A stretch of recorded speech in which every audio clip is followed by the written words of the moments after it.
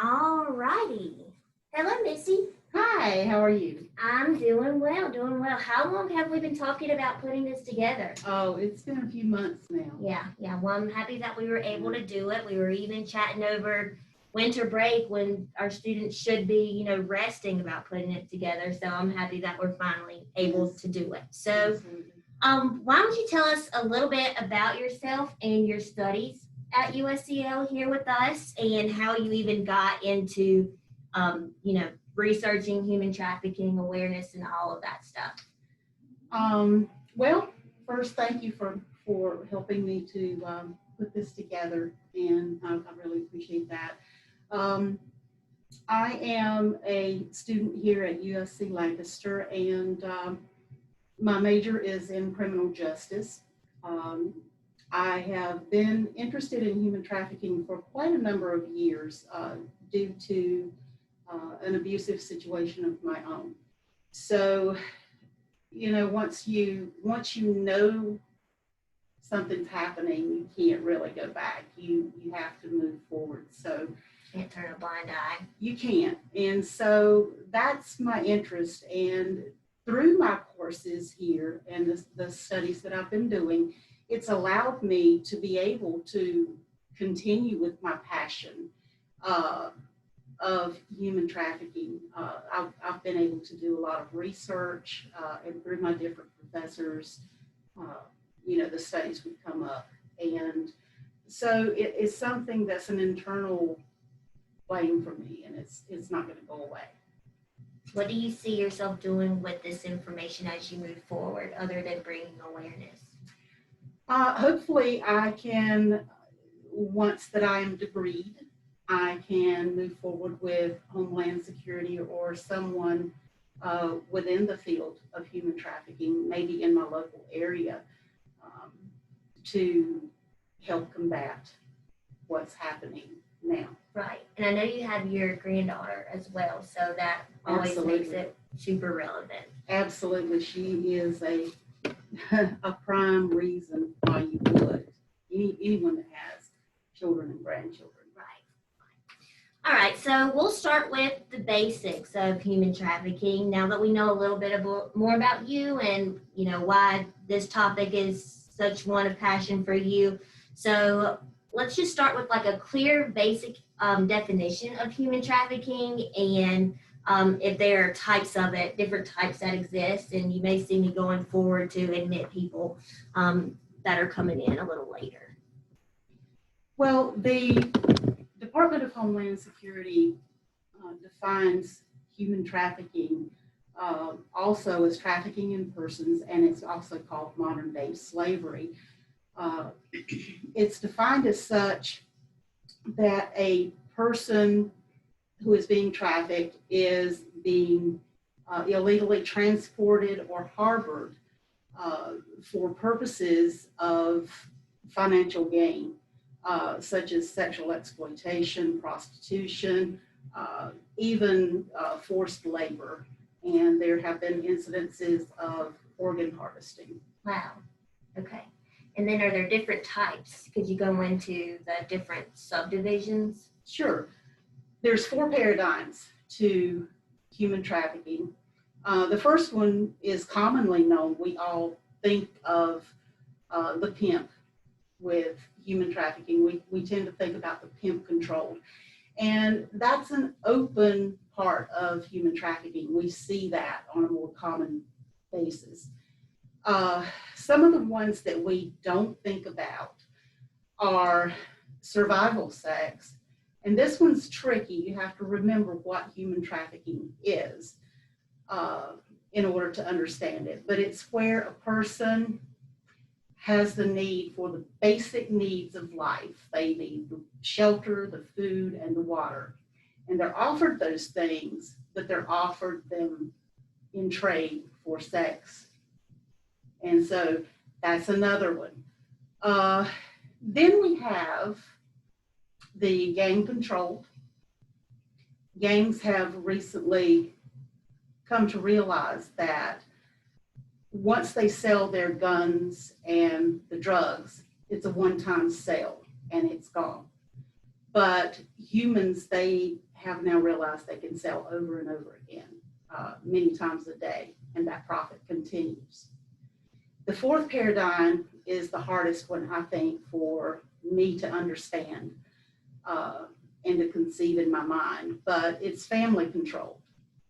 The family controlled trafficking usually involves people who have severe drug addictions. They are maybe in extreme poverty, and they will sell their children in order to get that next fix or to get out of their circumstances that they're in at the time. I think that one's really hard for most people to understand. And so trafficking comes in many forms that we don't see. There, as I touched on briefly earlier, there is a section of unseen trafficking, which includes organ harvesting. Some traffickers will use their victims until they can't use them anymore, and then they harvest organs. And it is on the black market. It's an illegal trade on the black market, and it's made its way to the United States.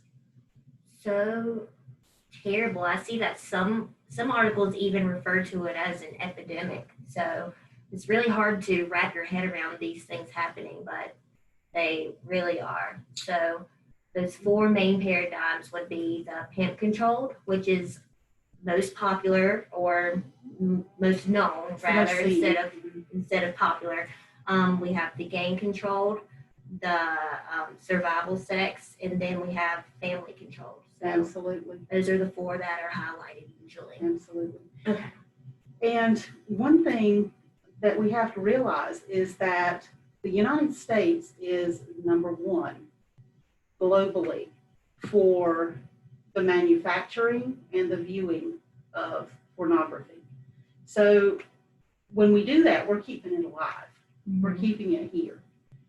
It's actually become such a big thing that the traffickers from other countries are starting to come here because we are the number one viewers and printers of this material. So they feel like they can get their victims.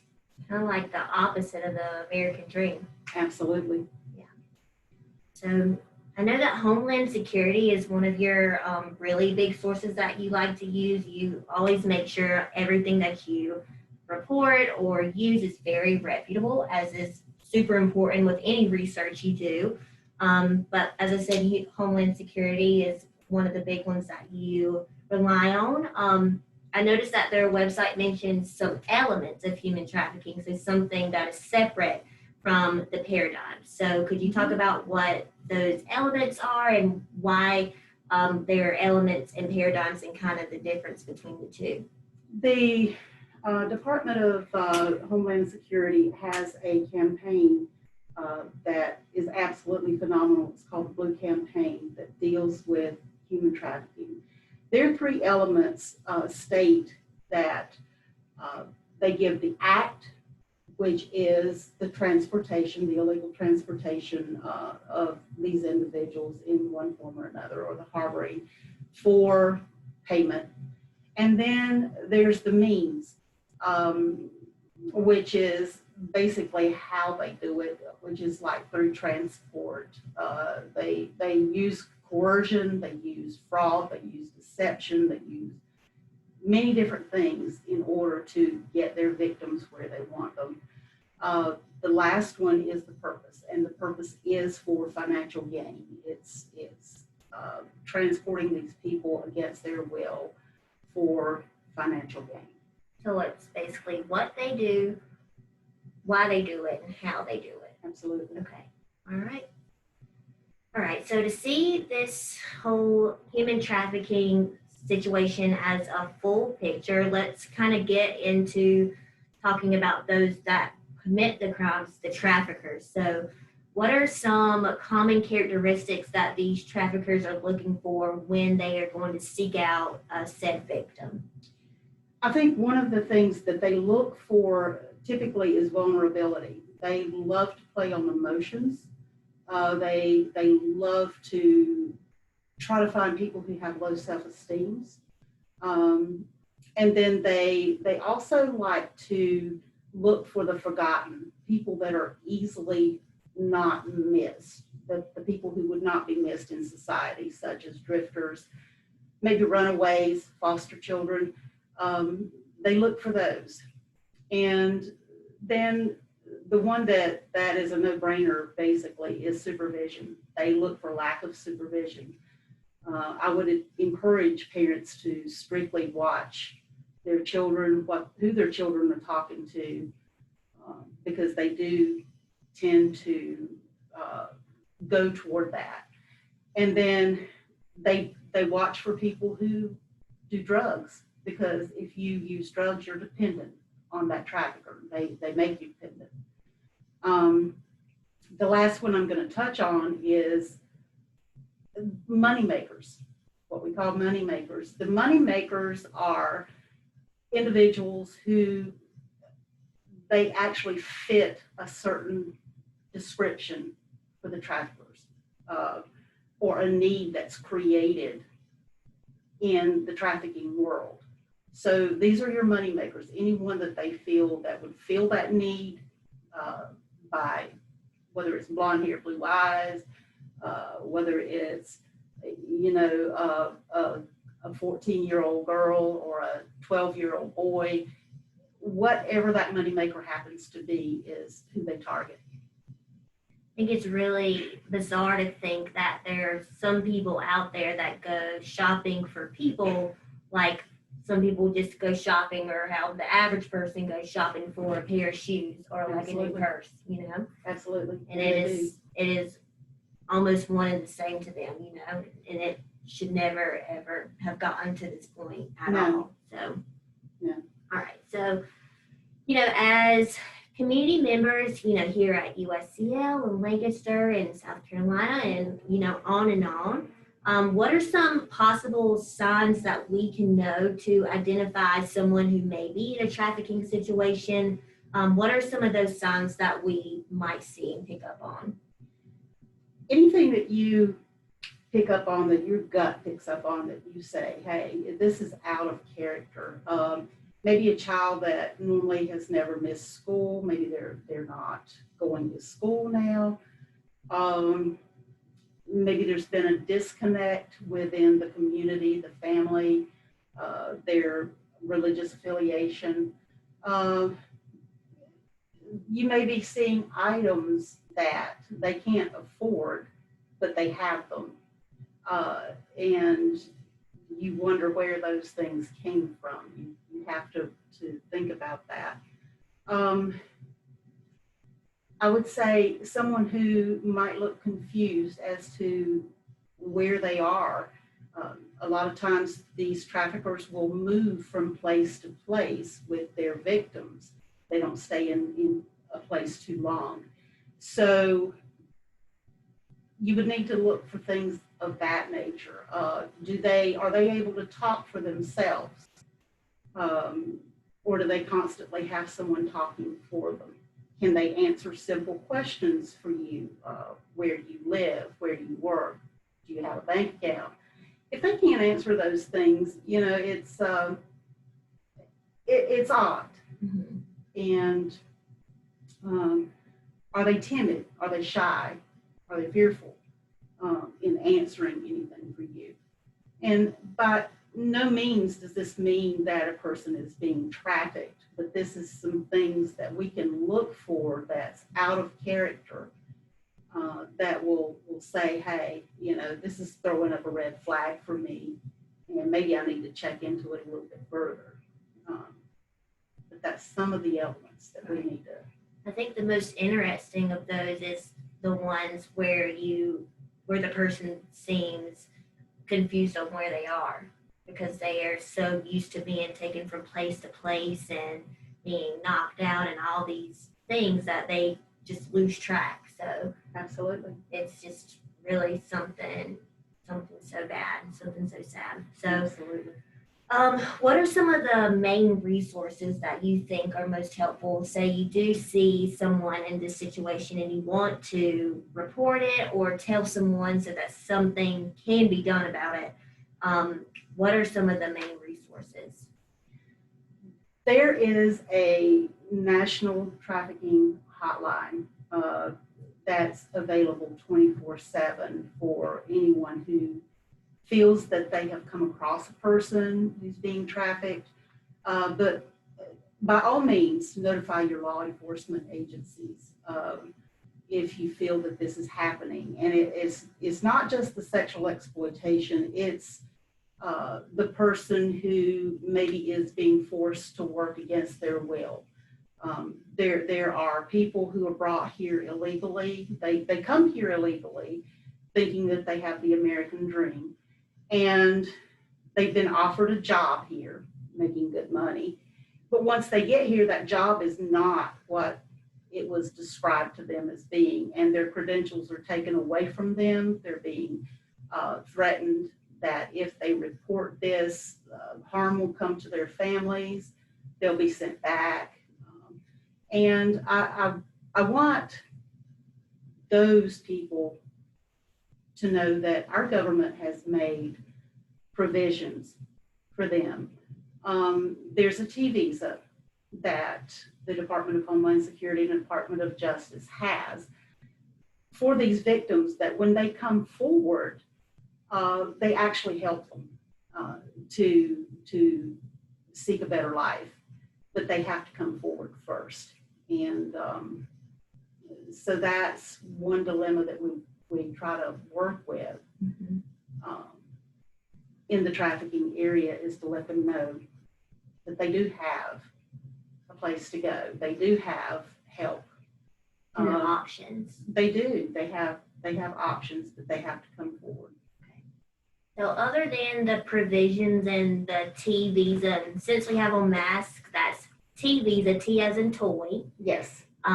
What else? Are there any lasting facts or stats or anything that you would like to leave us with?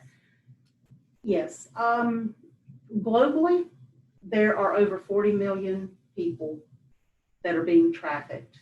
40 million. 40 million people at this point that's being trafficked. Our state has made great strides. A couple of years ago, we were 17th in the nation for trafficking. As of 2020, we were down to number 30 in the nation. So we're making great strides in the state of South Carolina to combat trafficking, and I have to give our government props for that. I also want people to know that this is not in another country. It's not in somebody else's state. It's in our state. It's in our county. And we need to be aware of it. We need to know how to protect ourselves, how to protect our children, and, get these people put in the proper place that they need to be. Right. Well, thank you so much, Missy, for your work and your research that you've done in this field. It's something that is so important and happening all the time. And it really takes people like you that, recognize this and find it super important to let others like me know, so we can, have sessions like this to share that information. Absolutely. I'm happy to share with anybody anytime that they have the need. And you've shared countless articles with me, so I know you'd be willing to share articles and videos and whatever it may be with anybody that's with us tonight. If you have any further questions about sources and things like that. So we will go ahead and take any questions that anyone might have. And if not, then we will go ahead and wrap up our session. You can feel free to unmute your mic or comment in the chat, and we'll just kind of go as they come.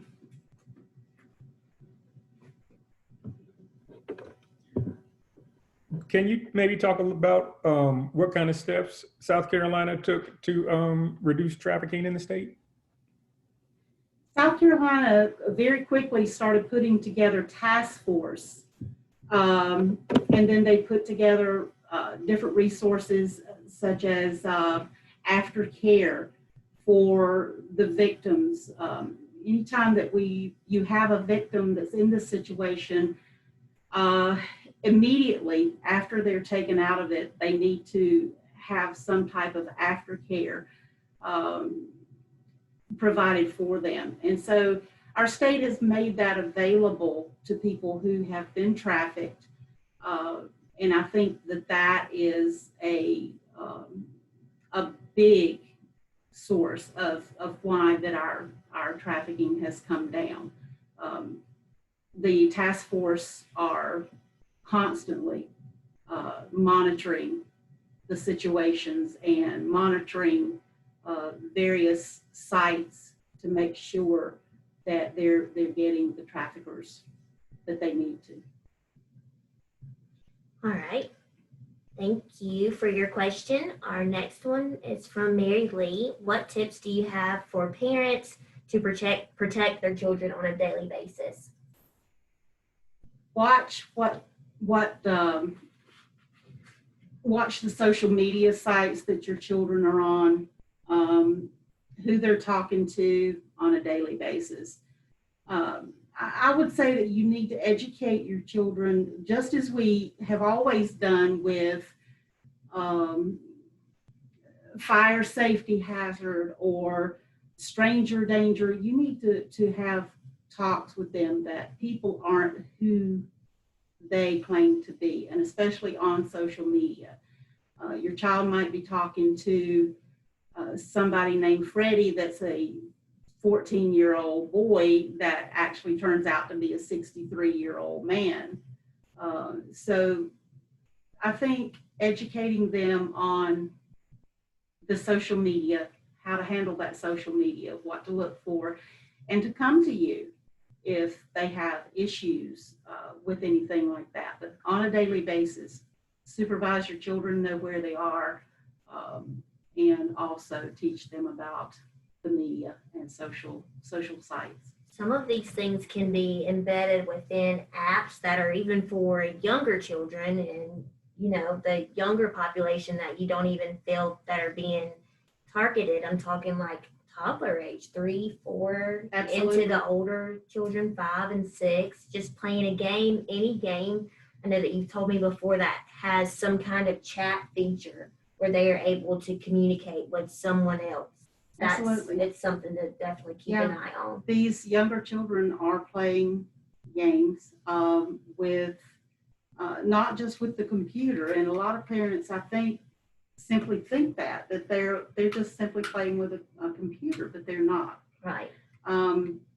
They have access to these chat lines, and within those chat lines, there have been pedophiles, and they have been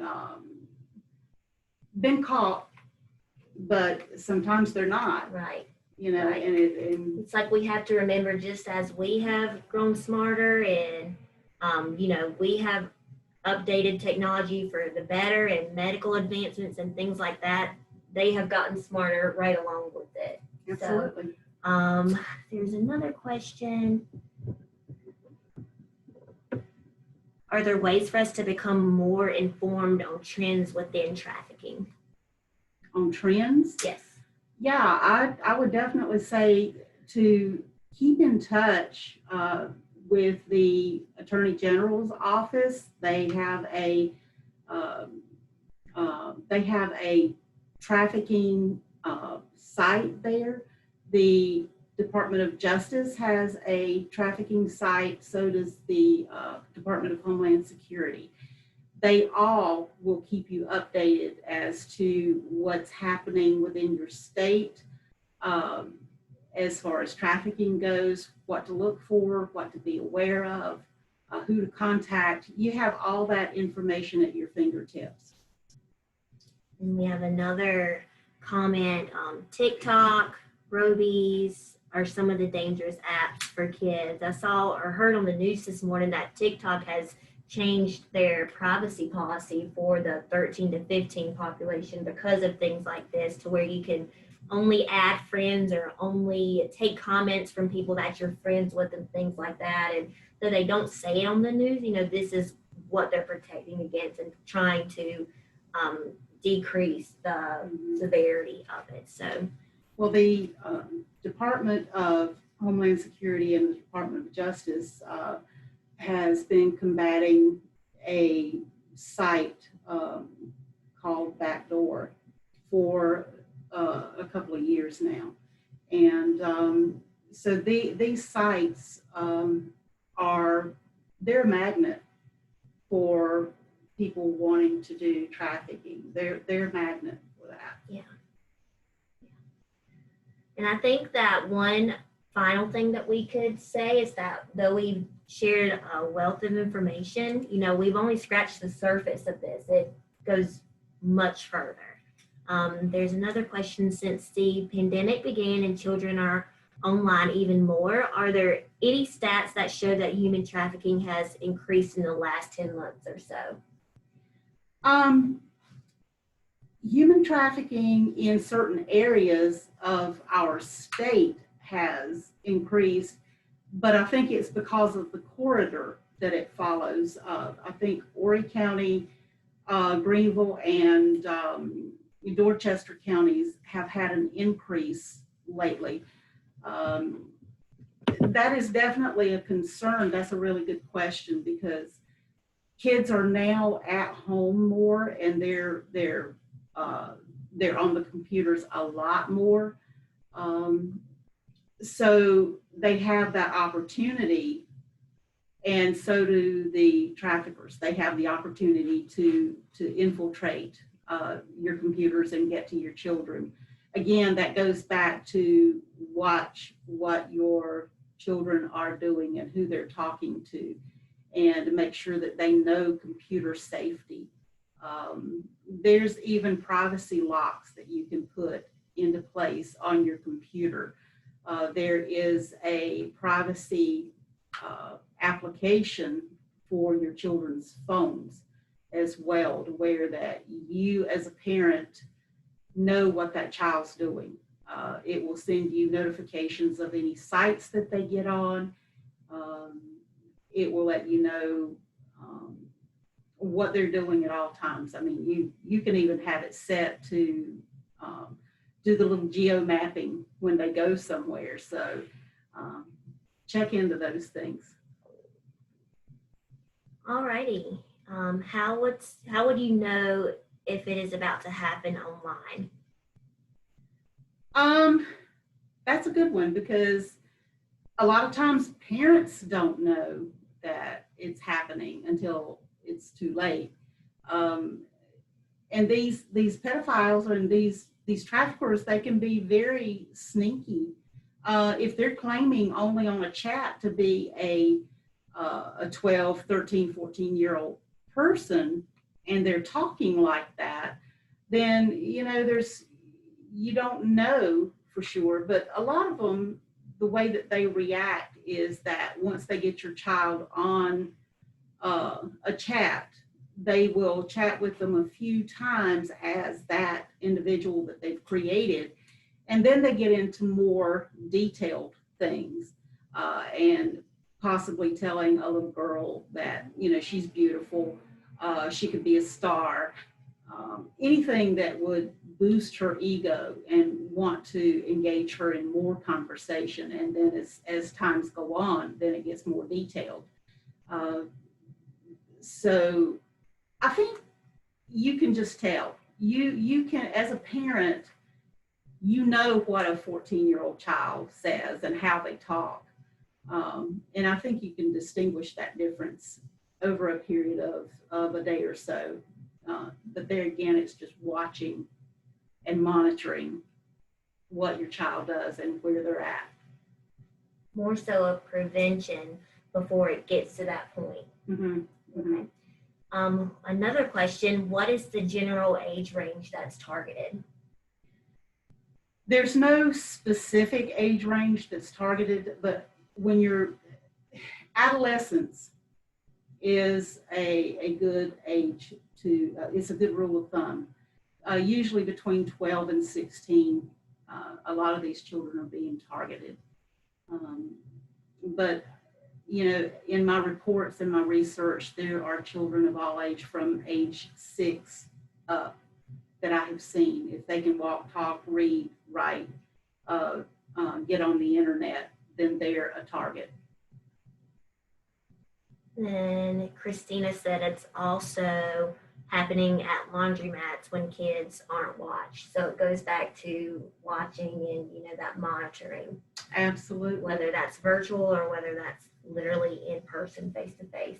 Absolutely. If you take your eyes away for a second, it can happen. And it just depends on the circumstance. You know, it's a scary thing to know that your child, you can be looking at them one moment and then the next minute they're not there. So, you know, you need to always teach your children. As I've taught my granddaughter, she has been taught that if someone puts you in a circumstance and they're going to harm you either way, so scream, bite, kick, go dead weight on them.